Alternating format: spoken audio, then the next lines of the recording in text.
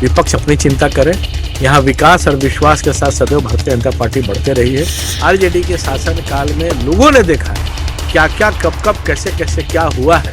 जनता के आशीर्वाद से उस क्षेत्र का प्रचंड बहुमत मिलते रहा है और मिलेगा। रिजल्ट का इंतजार करिएगा, बांकीपुर प्रचंड बहुमत के साथ बीजेपी चुनाव जीतेगी। मैं निमंत्रण दे रहा हूँ, न्योता दे रहा हूँ आपको।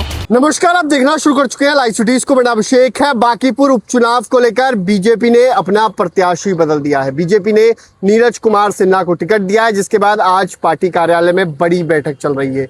आपको बता दें कि प्रदेश अध्यक्ष संजय सरावगी इस बैठक में शामिल हैं और सांसद जो बांकीपुर विधानसभा क्षेत्र उनके अंदर में आता है, रविशंकर प्रसाद, वो भी बैठक में शामिल हैं। तमाम पटना जिले के कई विधायक इस बैठक में शामिल हैं और तमाम चीजों को लेकर रणनीति बनी है। बाहर निकले नेताओं ने क्या कुछ कहा है, प्रशांत किशोर के आरोपों को लेकर क्या कुछ कहा है, वो आप सुनिए। निश्चितता हरदम रही है और रहेगी। कहीं भी किसी प्रकार का कोई मन का किसी का संशय नहीं है। विपक्ष क्योंकि विकास आपका प्रत्याशी मैदान छोड़कर भाग गया। विपक्ष अपनी चिंता करे। यहाँ विकास और विश्वास के साथ सदैव भारतीय जनता पार्टी बढ़ते रही है।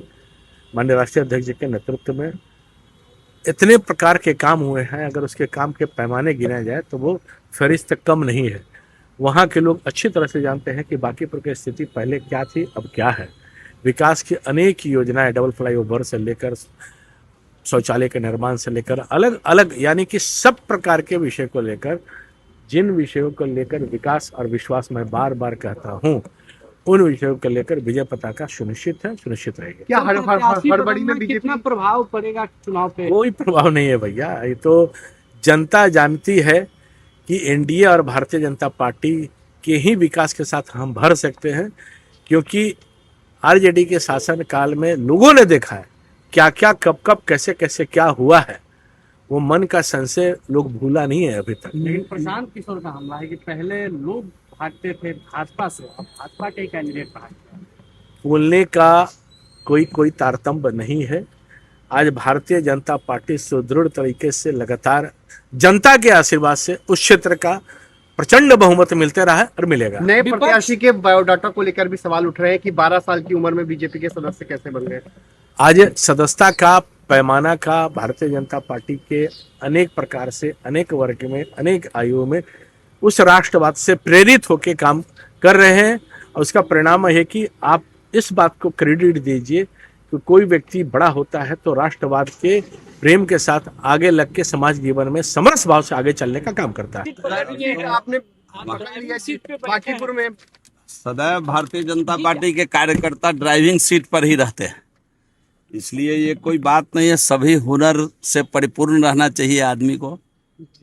और बांकीपुर में क्या होगा? बांकीपुर मैं एक लाइन में प्रतिक्रिया देना चाहता हूँ, रिजल्ट का इंतजार करिएगा। बांकीपुर प्रचंड बहुमत के साथ बीजेपी चुनाव जीतेगी। कह रही है कि मैंने कहा ना कि मैंने एक ही लाइन, आपने पूछा बांकीपुर में क्या होगा, तो इससे सीधी सधी हुई प्रतिक्रिया नहीं हो सकती है कि रिजल्ट का इंतजार करिएगा।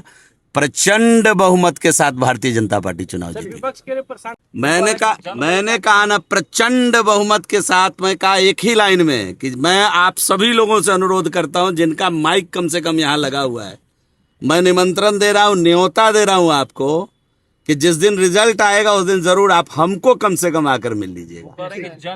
मैंने कहा मैं विनती कर रहा हूँ। तो आपने सुना कि विधायक संजीव चौरसिया ने क्या कुछ कहा है, साथ ही साथ जाले से विधायक ने भी क्या कुछ कहा है। आपने सुना है किस तरीके से करारा जवाब दिया है प्रशांत किशोर को। ये भी क्या, प्रशांत किशोर कौन है, रिजल्ट के दिन पता चल जाएगा। रिजल्ट के दिन देखिएगा। बने लाइव सिटीज के साथ हमारे यूट्यूब चैनल को सब्सक्राइब करिए, लाइक, धन्यवाद।